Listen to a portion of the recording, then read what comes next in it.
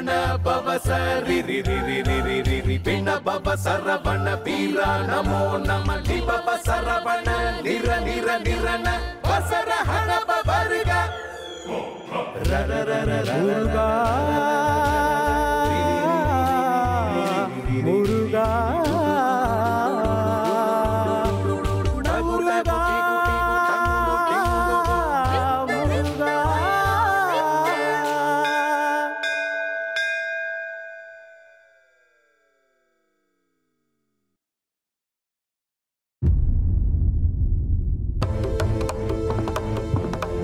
முகூர்த்த நேரம் நெருங்கிக் கொண்டிருக்கிறது. சிருஷ்டியே ஸ்தம்பித்து நிற்கிறது. இந்த நிலை இப்படியே நீடித்தால்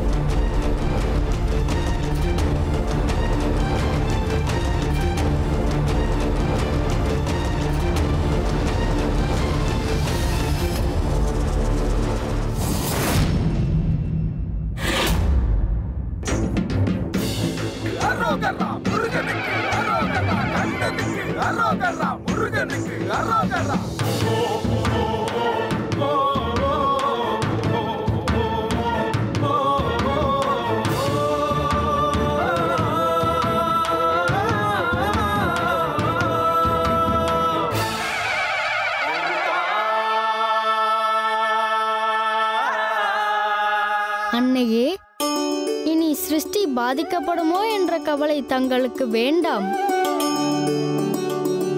எங்கும் எவருக்கும் எந்த பாதிப்பும் இல்லாமல் தங்கள் மகன் பார்த்து கொள்வான் என்ற நம்பிக்கையோடு இருங்கள்.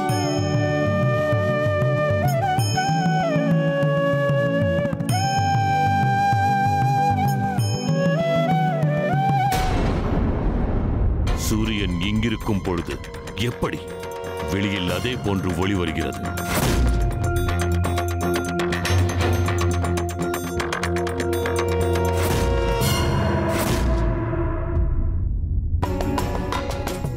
சிருஷ்டியை நிலை குலையும் நேரத்தில் அப்படி நேராமல் பாதுகாத்து விட்டான். இந்த ஒளி வெள்ளம் என் மகனின் பெருமையை அனைவரும் அறியும்படி செய்துவிட்டது.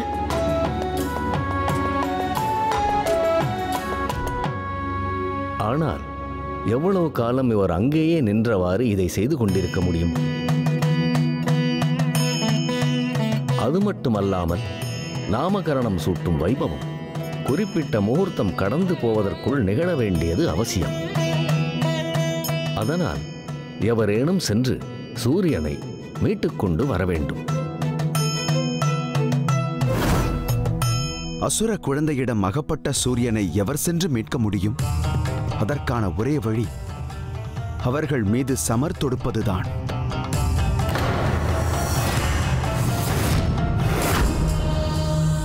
அன்னையே, அமரேந்திரர் சொல்வதுதான் பொருத்தமான கருத்து.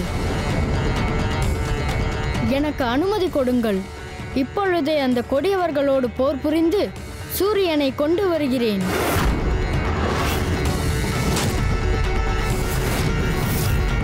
பொறுத்திரு. என்ன கூறுகிறாய்? நீ போர் புரிய போகிறாயா? ஏனம்மா தங்களுக்கு இவ்வளவு தயக்கம்? நான் பால்மணம் மாறாத ஒரு பச்சிளம் குழந்தையை தான் கற்பனை செய்திருந்தேன். ஆனால் நீயோ சிறு பிள்ளையாக இருக்கும் போதே போருக்கு போக வேண்டும் என்கிறாய். இப்படி ஒருவனையா நான் பார்க்க நினைத்தேன். என் கற்பனைகளில் இருந்த அந்த குழந்தைக்கு என்னவாயிற்று? அதே குழந்தைதான் அம்மா. அனைத்து ஆயுதங்களிலும் பயிற்சி பெற்று போருக்கு செல்ல தயாராக நிற்கிறான்.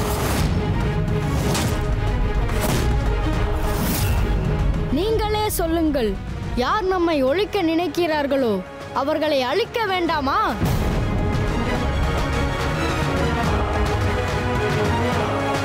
தர்மத்தை நிலைநாட்ட வேண்டும், அதர்மத்தை வேறறுக்க வேண்டும் என்பதற்காகத்தானே அஸ்திர சஸ்திர வித்தைகளில் நான் தேர்ச்சி பெற்றேன். அவற்றை பயன்படுத்தி இந்த போரை நடத்தி என் வீரத்தை நான் நிலைநாட்ட வேண்டாமா? அஷ்டதிக் பாலகர்களுக்கு கஷ்டத்தை கொடுக்கும் துஷ்டர்களை அழிக்க வேண்டாமா? நீ சொல்வதெல்லாம் சரிதான். அவர்களை அழிக்கத்தான் வேண்டும். ஆனால் அதற்கு நீ செல்ல வேண்டும் என்பதில்லை. நீயோ சிறு பிள்ளை. உன்னால் அசுரர்களோடு போரிட முடியாது. ஏனம்மா இப்படி பயப்படுகிறீர்கள்? அவர்கள் நம்மை போருக்கு அழைப்பது போல் அரைகூவல் விட்டிருக்கிறார்களே. அதை ஏற்று வெற்றி பெற்று சூரியனை கொண்டு வருவதுதானே நமது ஆற்றலுக்கு அடையாளம். போதும் முருகா, போதும். நீ ஏன் இப்படியெல்லாம் பேசுகிறாய்? நீயும் மற்ற பிள்ளைகள் போல் விளையாட வேண்டாமா?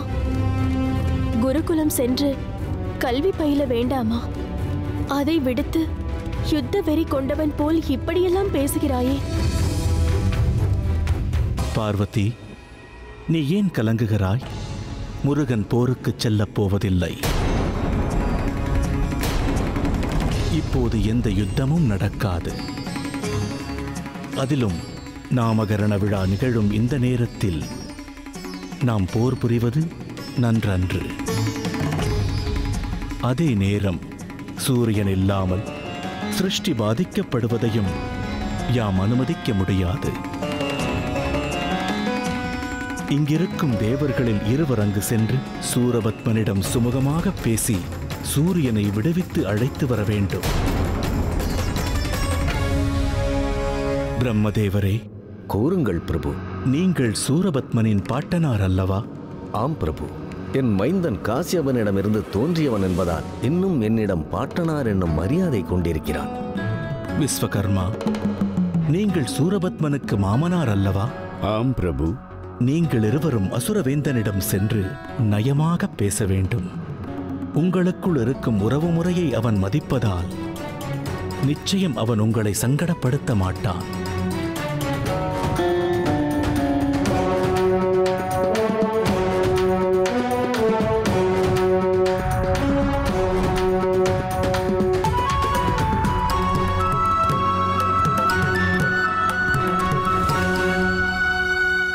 அந்த தேவர்களின் சூழ்ச்சிகளையும் தந்திரங்களையும் நான் நன்கு அறிவேன். எப்படியாவது நம்மை அழித்துவிட வேண்டும் என்பதே அவர்களின் ஒரே குறிக்கோள். 1008 அண்டங்களையும் 108 யுகங்களையும் அடக்கியாளும் வல்லமை படைத்தவன் என்பதை அவர்கள் மறந்துவிட்டார்கள். தங்களுக்கு கொடுத்த அதிகாரத்தை தவறாக பயன்படுத்தக்கூடாது.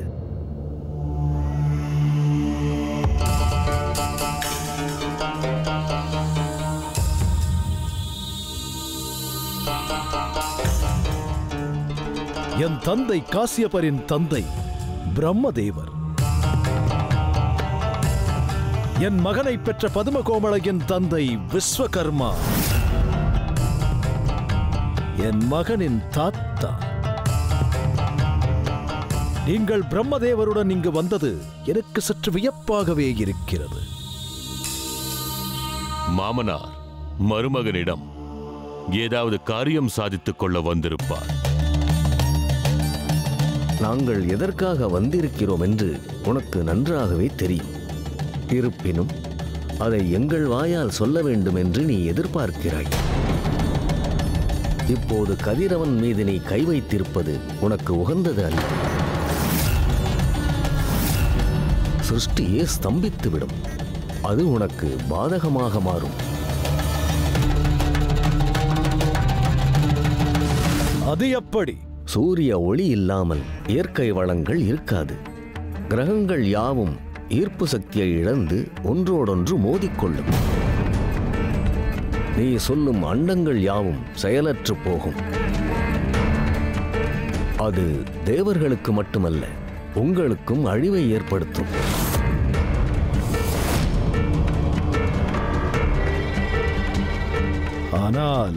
ஆனால் என்ன?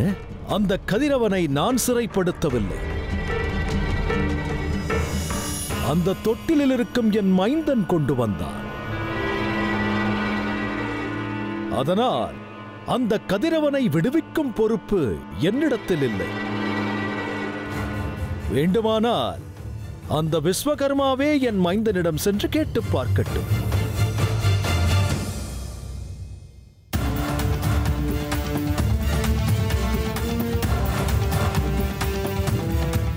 என்ன இருந்தாலும் அவர் என் மைந்தனின் தாத்தா அல்லவா?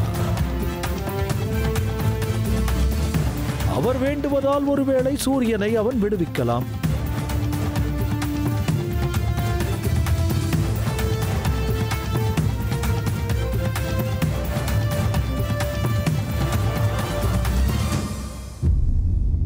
இன்னும் எவ்வளவு நேரம்தான் என் மைந்தன் சூரியனுக்கு பதிலாக ஒளி கொடுத்து கொண்டிருப்பான்? இது அவனுக்கு சங்கடமாக இருக்கிறதோ இல்லையோ, எனக்கு வருத்தமாக இருக்கிறது. பிரம்மாவும் விஸ்வகர்மாவும் வெற்றியோடு உடனே திரும்பி வந்தால் நன்றாக இருக்கும். நீங்கள் கெஞ்சுவது உங்கள் கண்களிலே தெரிகிறது. நானே அவனிடம் பேசுகிறேன். மகனே, நீ சூரியனை இங்கே கொண்டு வந்து விட்டதால் சகல உலகங்களும் இருண்டு விட்டன. சிருஷ்டியே பாதிப்படைந்திருக்கிறது. அதனால்தான் உன்னிடம் அதை கேட்டு திரும்ப பெறுவதற்காக வந்திருக்கிறார். சொல் மகனே, தரப்போகிறாயா?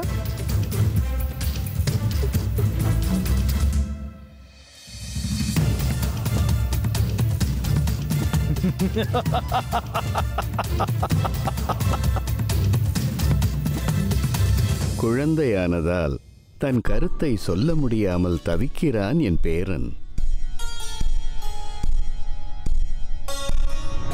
அதற்கென்ன, பேசும் ஆற்றல் பெற்ற குழந்தையாகவே அந்த பிள்ளை மாறட்டும்.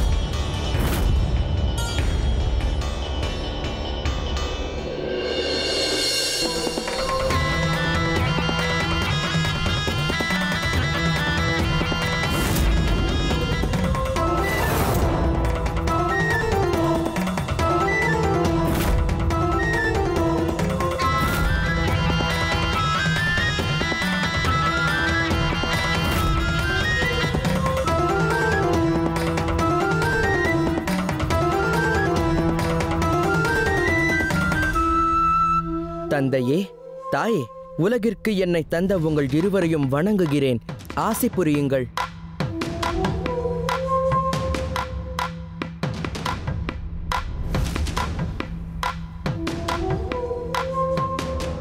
அவரது தேவைக்காகத்தானே எனக்கு இந்த வடிவத்தை கொடுத்தார். நான் கதிரவனை தர வேண்டும் என்றால் எனக்கு தேவையானதை கொடுக்கச் சொல்லுங்கள்.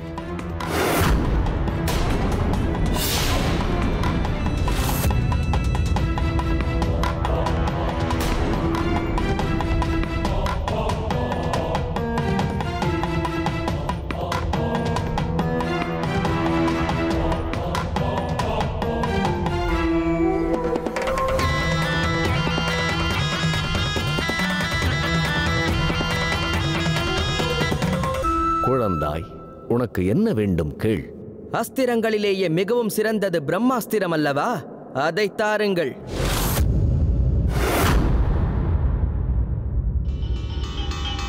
வேண்டாம் குழந்தாய், அதை அவ்வளவு எளிதாக தந்துவிட முடியாது.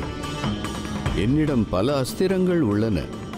நீ விரும்பினால் அக்னி அஸ்திரத்தையே தருகிறேன். ஆம் குழந்தாய், இதனை பெற்றுக்கொள். பிரம்மாஸ்திரம் ஆபத்தானது. அண்டங்களையே அதிர வைத்துவிடும். விளையாட்டுத்தனமாக நீ பயன்படுத்தினால் விபரீதமாகிவிடும். அதை கேட்காதே, என்னால் தர முடியாது. என்ன? நான் கேட்கிறேன், தர முடியாது என்கிறீரா?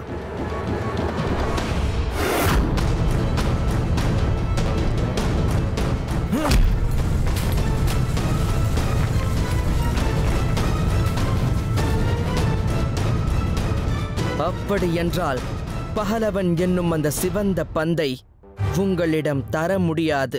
போய்விடுங்கள்.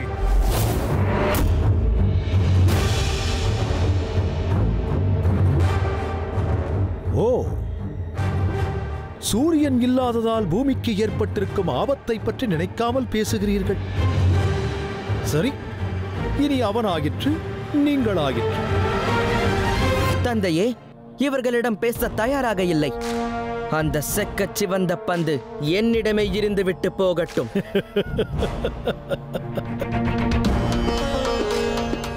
அங்கு சிவகுமாரரின் நாமகரண விழா தடைப்பட்டு நிற்கிறது. கைலாயத்தில் அனைவரும் நமக்காக காத்திருக்கிறார்கள். நாம் உடனே போயாக வேண்டும்.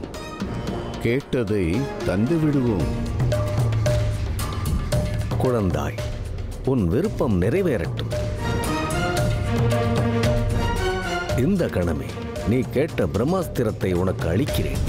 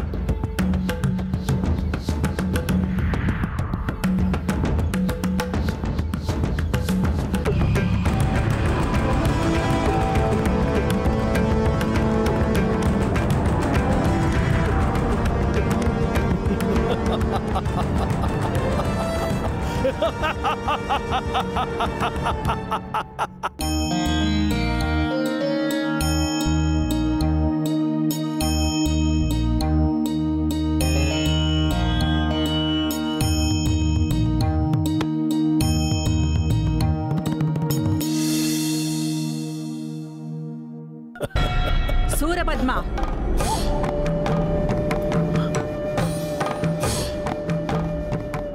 வணங்குகிறோம் அம்மா.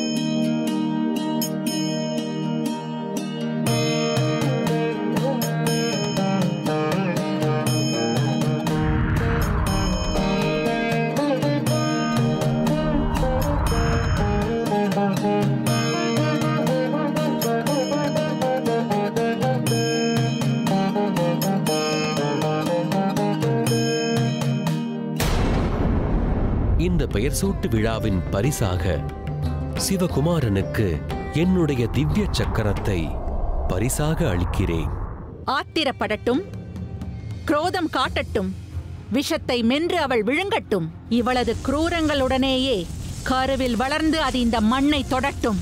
வீரவாள் வீசி தேவர்களை கொல்லட்டும். தமிழ்க்கடவுள் முருகன் ஒரு சிறிய இடைவேளைக்கு பின் தொடரும்.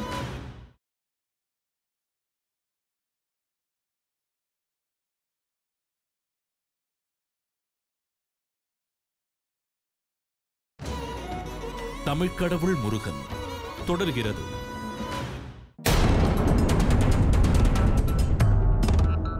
ஆசி பெறுங்கள்.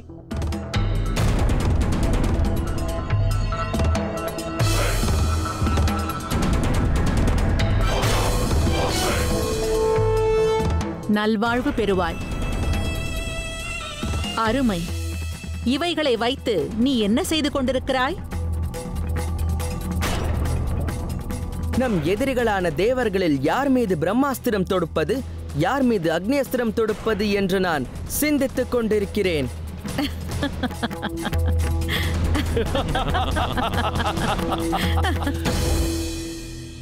மூர்க்கனான அந்த பிள்ளை அந்த இரு அஸ்திரங்களை வைத்துக்கொண்டு என்னென்ன செய்வானோ என்று அச்சமாக இருக்கிறது.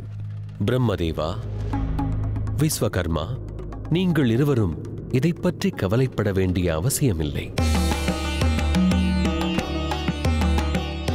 அசுரர்களிடம் எண்ணற்ற ஆற்றல்கள் இருக்கலாம், பெரும் படைபலம் இருக்கலாம், எண்ணற்ற அஸ்திரங்கள் இருக்கலாம். ஆனால் நல்வழியில் பயன்படுத்தாத எதுவும் அவர்களுக்கு நன்மை தராது. உற்ற நண்பன் ஆபத்தான காலங்களில் உதவாமல் போவான் என்பது போல் அவர்கள் பெற்ற அஸ்திரமும் பயனில்லாமல் போய்விடும்.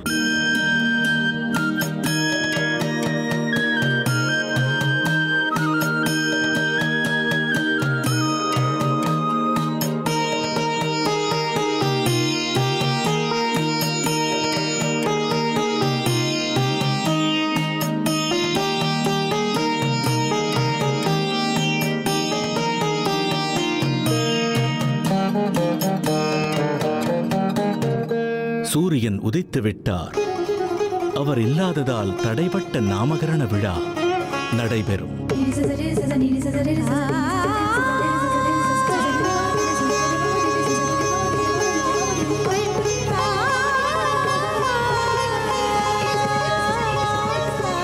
கூறு நாரதா.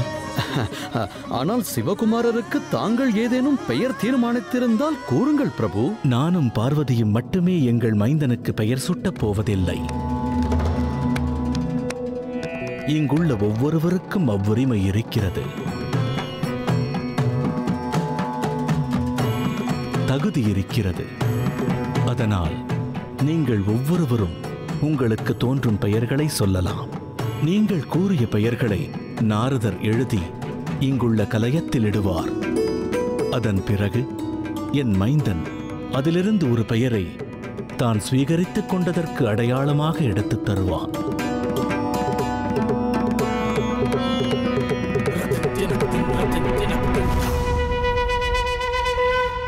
தாயே, எல்லோரும் எனக்கு ஒவ்வொரு பெயர் வைக்கப் போகிறார்கள் என்றால் எனக்கு நிறைய பெயர்கள் சூட்டப்படும் இல்லையா தாயே? அதில் என்ன சந்தேகம்? சகஸ்ரநாமம் எனும்படி உனக்கு 1000 பெயர்கள் வைத்தாலும் பொருந்தும். இப்போது என்னென்ன பெயர்கள் உனக்கு சூட்டப்பட போகிறது என்பதை கேட்போம். சூரபத்மா, இனி நாம் தேவர்களை எதிர்த்து போராடலாம். உன் மகன் சூரியனை பிடித்ததைக் கண்டு தேவர்கள் அஞ்சி இருக்கிறார்கள். இனி தேவர்களால் ஓடி ஒளிய முடியாது. அவர்கள் உனக்கு அடிமையாகத்தான் வேண்டும். அப்படி சொல்லுங்கள் அம்மா. இங்கு நடப்பதையெல்லாம் பார்க்க வேண்டும் என்பதற்காகத்தான் உங்களை அழைத்தேன் அம்மா. அத்தோடு என் மைந்தனுக்கும் தாங்கள்தான் பெயர் சூட்ட வேண்டும். இப்பொழுதே சூட்டிவிடலாம். அம்மா, என் மகன்களுக்கும் தாங்கள்தான் பெயர் சூட்ட வேண்டும். ஆகட்டும்.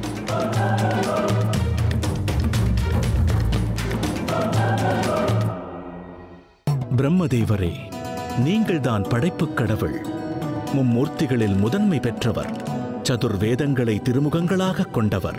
அதனால் தாங்கள்தான் முதலில் பெயர் சூட்ட வேண்டும். ஆஹா, பரமேஸ்வரா, இந்த நிறைந்த சபையில் சிவகுமாரனுக்கு பெயர் சூட்டும் முதல் உரிமையை எனக்கு அளித்து என்னை பெருமைப்படுத்தி விட்டீர்கள். இதோ என் மனதில் தோன்றும் அந்த அரிய திருப்பெயரை இப்பொழுதே சூட்டுகிறேன்.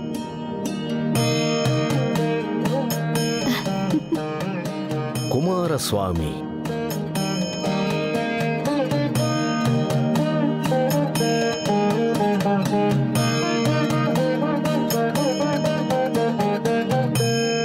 இந்த பெயருக்கு ஏதேனும் பொருள் இருக்க வேண்டுமே? இருக்கிறது. சிவகுமாரன் எப்பொழுதுமே இளமையாக இருக்கப் போகிறவர் என்பதால் குமரன் எனப்படுவார். சம்மித்தல் என்றால் அனைத்தையும் தன்னுள் ஐக்கியப்படுத்திக் கொள்வது என்பது பொருள். இந்த குமாரன் அண்ட சராச்சரங்களையும் அதில் உறையும் உயிர்களையும் தன்னுள் சம்மித்துக் கொள்ளப் போவதால் சுவாமி என்பது இவனுக்கு மட்டுமே பொருந்தும். அதனால்தான் குமாரசுவாமி என்று பெயரிட்டேன்.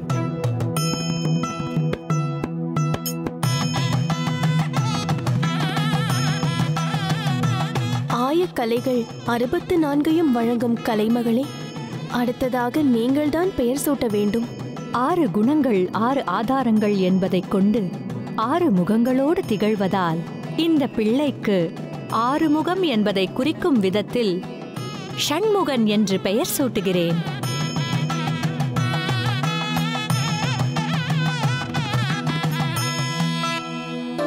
நானும் என் தங்கை மகனுக்கு சுப்பிரமணியன் என்ற பெயரை சூட்டுகிறேன்.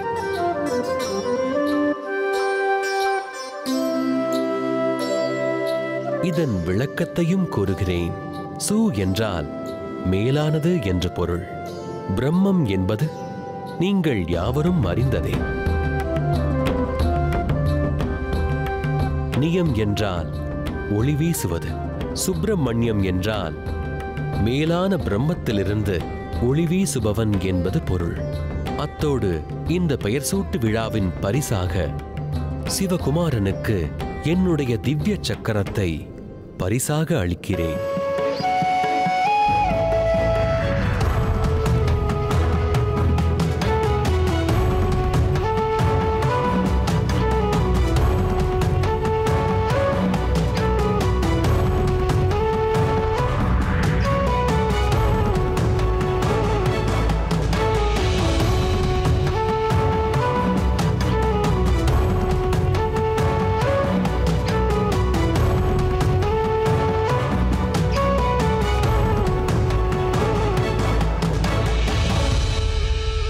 சூரபத்மனின் வீரமைந்தனே, நான் உனக்கு சூட்டும் பெயர் உனது தைரியம், துணிச்சல், பராக்கிரமம் அனைத்தையும் பறைசாற்றும்படியாக அமையப் போகிறது. உனது சக்தி, நீ புரிந்த சாகச செயல்களை அண்ட சராசரங்களுக்கும் உணர்த்தும்படியாக விளங்கப் போகிறது. பாட்டி, நீங்கள் சொல்ல சொல்ல என் உடல் சிலிர்க்கிறது. உடனே பெயர் சூட்டுங்கள். பானு என்றால் அது சூரியனை குறிக்கும். குழந்தை பருவத்தில் அந்த பானுவையே கோபித்துக் கொண்டு பிடித்து வந்தவன் அல்லவா நீ? பானுவை கோபித்துக் கொண்டதால் அதற்கு அடையாளமாக உன் பெயர் பானுகோபன் என்று விளங்கட்டும். பானுகோபன், பானுகோபன். அம்மா, நான் எதிர்பார்த்தது போல் என் மைந்தனுக்கு பொருத்தமான அற்புதமான பெயரை சூட்டிவிட்டீர்கள். ஆம் சூரபத்மா, யார் இவனோடு போர் புரிய வந்தாலும் இவன் அவர்களை கொன்று குவிப்பான் என்பதை அவர்களுக்கு இவன் பெயரே உணர்த்திவிடும். மொத்தத்தில் பானுகோபன் என்ற பெயரை கேட்டாலே யாருக்கும் நிம்மதி இருக்காது. அவர்கள் அழிந்து போவார்கள். ஏன் அத்தை இவ்வாறு பேசுகிறீர்கள்? அவன் உங்கள் உதிரத்தை மூலமாய்க் கொண்டு அவதரித்த சத்புத்திரன் என்பதை மறந்து விட்டீர்களா? அவன் நீடோடி வாழ வேண்டும் என்று ஆசை வழங்க வேண்டிய இந்த நேரத்தில் அவன் அழிவை செய்ய வேண்டும் என்று ஆசீர்வதிப்பது அவன் வாழவா? இல்லை, அவன் வாழும் போதே அனைவரின் சாபத்தை பெறவா? எதிர் வந்து நிற்போரை எல்லாம் அழித்தால் அவர்கள் அவனை வாழ்த்துவார்களா? அல்லது அவன் அழியும்படி சாபம் இடுவார்களா?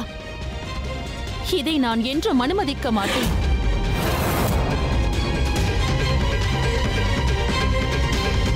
பதும கோமளை, நீ மகா அசுரனின் மனைவி. உனக்கு பிறந்த குழந்தையும் பிறக்கப் போகும் குழந்தையும் தேவர்களையும் அமரர்களையும் அழிக்கவே பிறந்தவர்கள் என்பதை நீ மறந்துவிட வேண்டாம். இல்லை,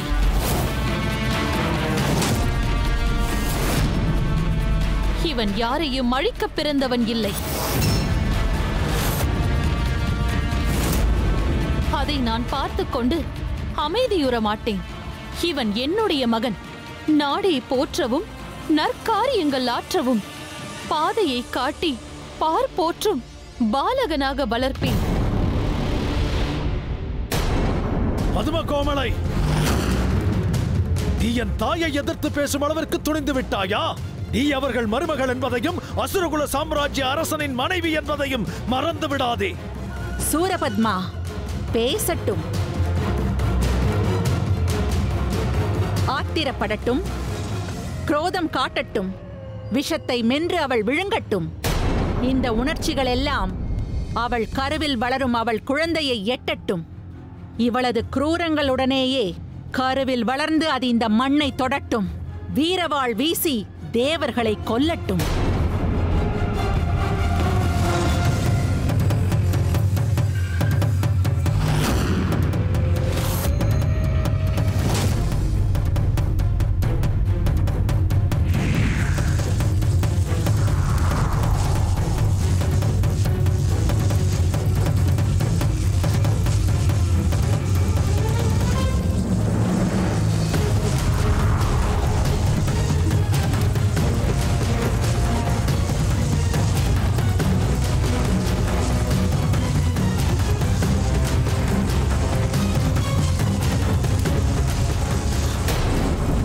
சிவகுமாரா, கைலாயத்திற்கு வருகை புரிந்த ஒவ்வொருவரும் கூறிய அற்புதமான பெயர்கள் ஒவ்வொன்றும் என்னால் எழுதப்பட்டு இதோ இங்கு வைக்கப்பட்டுள்ளது.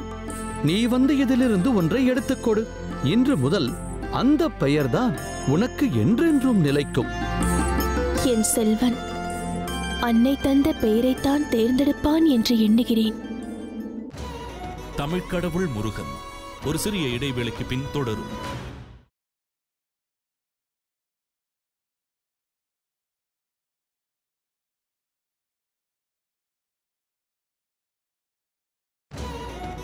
தமிழ்க்கடவுள் முருகன் தொடர்கிறது.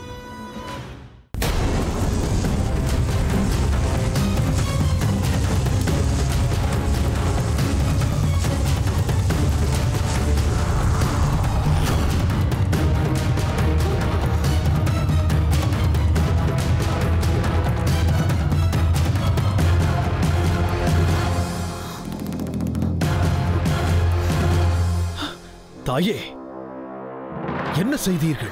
அவள் கருவில் உள்ள குழந்தைக்கு அறிவூட்டுகிறேன். இந்த உலகத்தில் உள்ள கொடும் குரோதங்களும் கொலை பாதக செயல்களும் அதன் மனதில் மூளையில் பதிய வழி செய்கிறேன். அவன் பிறக்கும் போதே குரூரத்தின் மொத்த உருவமாக பிறப்பான். நெருப்பை கக்கும் மனித வடிவமாக அவன் பலம் வருவான். இதோ உன் மனைவி பதும கோமளையின் வயிற்றில் வளரும் குழந்தைக்கும் இப்பொழுதே நான் பெயர் சூட்டப் போகிறேன்.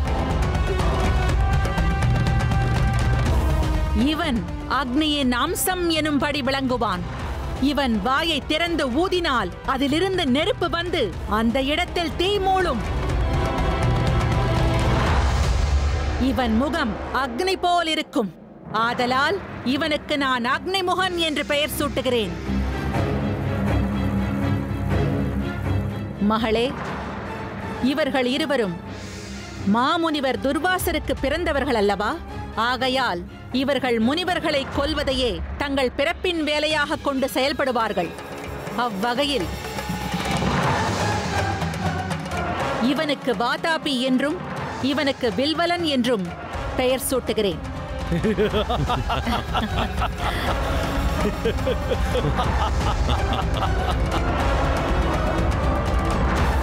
பானுகோபன், அக்னிமுகன், வில்வலன், வாதாபி என்று என்னால் பெயர் சூட்டப்பட்ட என் பேரப் பிள்ளைகள் தேவர்களுக்கும் முனிவர்களுக்கும் முடிவு கட்டுவார்கள்.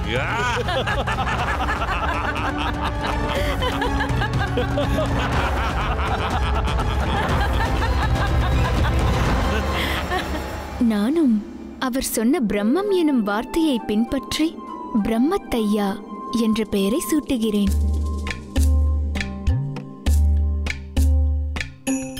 சர்வேஸ்வரா, இந்த சூரியனை அசுர பிள்ளை கவர்ந்து சென்ற நேரத்தில் உலகம் ஒளி இழந்திடக் கூடாது என்று தானே ஒளிப்பிழம்பாய் நின்றவர் அல்லவா தங்கள் குமாரர். அதனால் நானும் ஒரு பெயர் சூட்ட அனுமதிக்க வேண்டும். அதற்கான முழு உரிமையும் உனக்குண்டு சூரியதேவா. சொல். என்னை விட ஒளி படைத்தவர் உஷ்ணமானவர் என்பதால் ஏன் தயங்குகிறாய் சூரியதேவா? நீ விரும்பும் பெயரை சூட்டு. இந்த பிள்ளை அக்னி ஜுவாலையாக தோன்றியதால் அக்னி ஜென்மனே என்று பெயர் சூட்டுகிறேன்.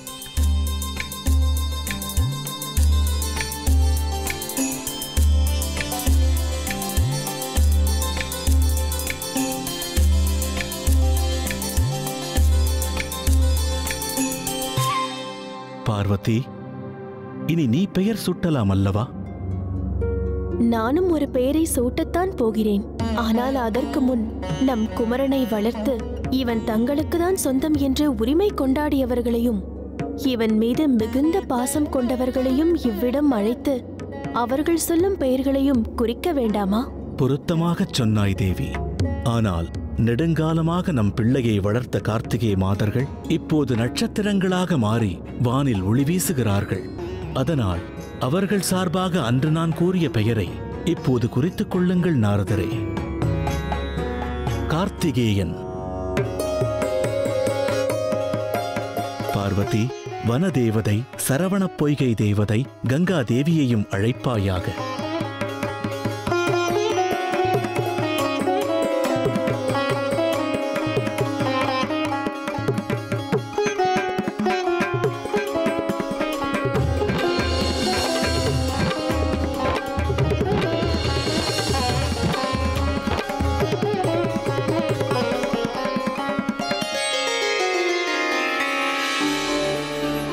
பணிவான வணக்கம்.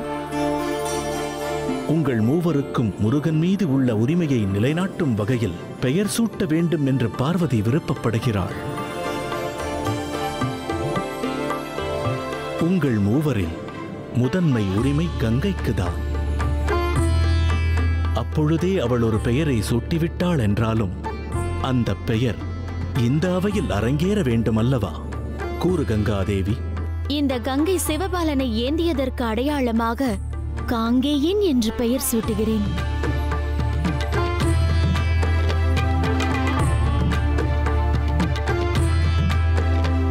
நான் சரவண பொய்கையில் குமரன் அவதரித்ததற்கு அடையாளமாக சரவண பவன் என்ற பெயரை சூட்டுகிறேன். எனது மடியில் விளையாடிய குமாரன் என்பதால் வனகுமாரன் என பெயர் சூட்டுகிறேன். சிவகுமாரா, கைலாயத்திற்கு வருகை புரிந்த ஒவ்வொருவரும் கூறிய அற்புதமான பெயர்கள் ஒவ்வொன்றும் என்னால் எழுதப்பட்டு இதோ இங்கு வைக்கப்பட்டுள்ளது. நீ வந்து இதிலிருந்து ஒன்றை எடுத்துக்கொடு. இன்று முதல் அந்த பெயர்தான் உனக்கு என்றென்றும் நிலைக்கும். என் செல்வன் அன்னை தந்த பெயரைத்தான் தேர்ந்தெடுப்பான் என்று எண்ணுகிறேன். தமிழ்க்கடவுள் முருகன். ஒரு சிறிய இடைவேளைக்கு பின் தொடரும்.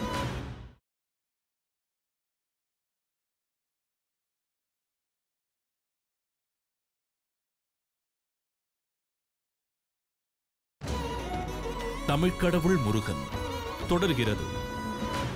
அருமை அருமை. அவரவர்களுக்குள்ள உரிமையோடு சிறந்த முறையில் பெயர் சூட்டினீர்கள். அந்த பெயர்களும் இங்கு எழுதப்பட்டு விட்டன. இப்போது நான் ஒரு பெயர் சூட்டுகிறேன். இந்த பெயரை முன்னரே நான் குறிப்பிட்டிருந்தாலும் இப்போது இங்கு ஏட்டில் பதிக்கப்பட வேண்டுமல்லவா? அதற்காக மீண்டும் கூறுகிறேன். அருவராக இருந்த தன் பிள்ளைகளை பார்வதி ஒருவனாக கட்டி அரவணைத்தாள். கந்து என்றால் கட்டுவது என்று பொருள் அல்லவா? அதனால் அன்னையால் கட்டப்பட்ட எம் மைந்தனுக்கு கந்தன் என பெயர் சூட்டுகிறேன்.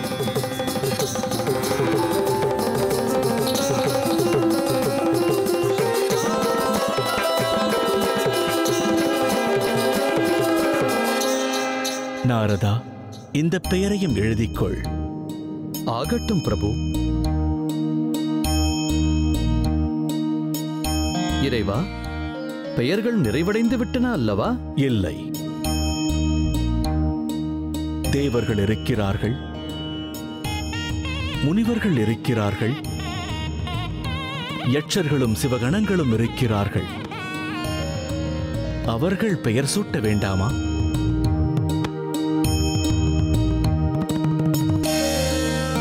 பிரபு, சிவகுமாரன் எப்போதும் எங்கள் இதய குகையில் வீற்றிருப்பதால் அவருக்கு குகன் என்ற பெயர் சூட்ட ஆசைப்படுகிறேன்.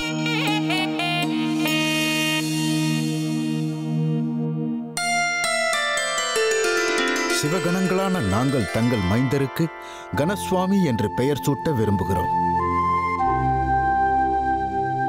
எம்பெருமானே, தங்கள் ஆணைப்படி தென் திசை சென்று பொதிகை மலையில் வீற்றிருக்கும் நான் தமிழின் இனிமை கண்டு வியந்து போனேன். அதனால் சிவகுமாரனுக்கு தமிழ் என்றே பெயர் சூட்டுகிறேன்.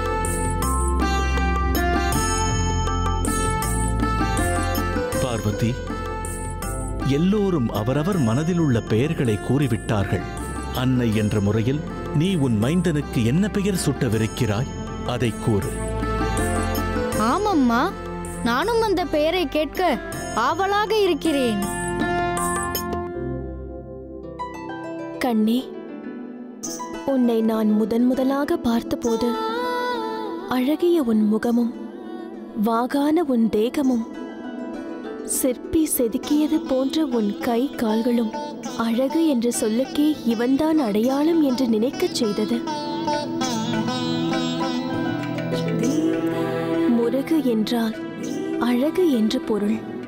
அதனால் எனக்கு தோன்றிய முதற் பெயர், ஒரே பெயர், முருகன் என்பதுதான்.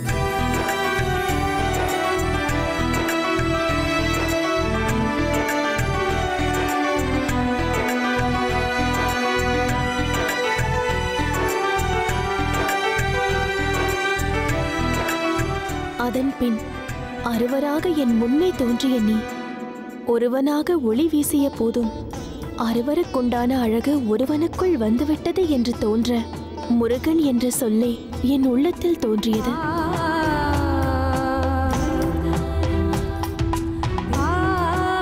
இன்று உன்னுடைய பெயர் சூட்டு விழாவிற்காக பொன் ஆபரணங்களை அணிவித்து பட்டாடையை உடுத்திய போதும் என் மைந்தனின் அழகை காண எனக்கு இரு கண்களே இருக்கு என்று தோன்ற முருகன் என்ற சொல் மீண்டும் உள்ளத்தில் உதித்தது.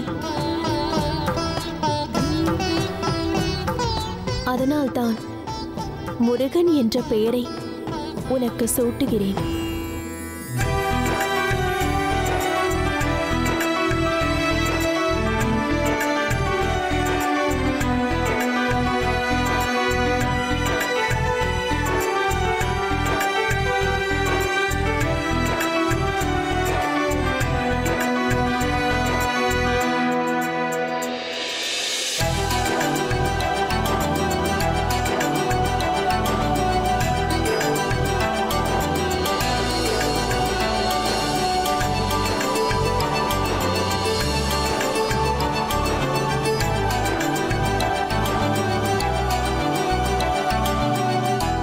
சிவகுமாரா, கைலாயத்திற்கு வருகை புரிந்த ஒவ்வொருவரும் கூறிய அற்புதமான பெயர்கள் ஒவ்வொன்றும் என்னால் எழுதப்பட்டு இதோ இங்கு வைக்கப்பட்டுள்ளது. நீ வந்து இதிலிருந்து ஒன்றை எடுத்துக்கொடு. இன்று முதல் அந்த பெயர்தான் உனக்கு என்றென்றும் நிலைக்கும், அண்ட சராசரங்களிலும் ஒலிக்கும்.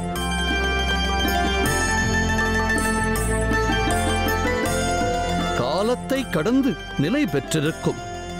வா சிவகுமாரா, வா.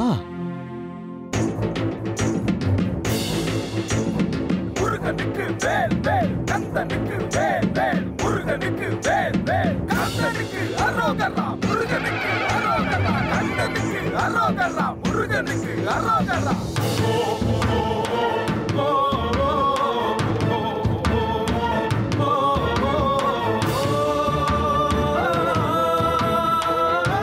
என் செல்வன் அன்னை தந்த பெயரைத்தான் தேர்ந்தெடுப்பான் என்று எண்ணுகிறேன்.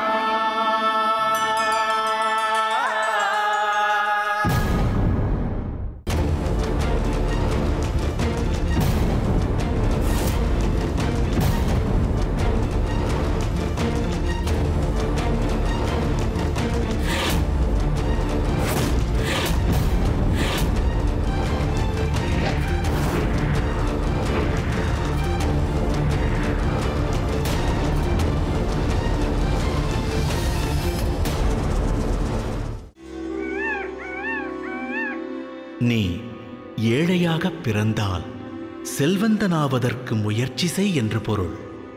நீ செல்வந்தனாக பிறந்தால் ஏழைக்கு உதவி செய் என்று பொருள்.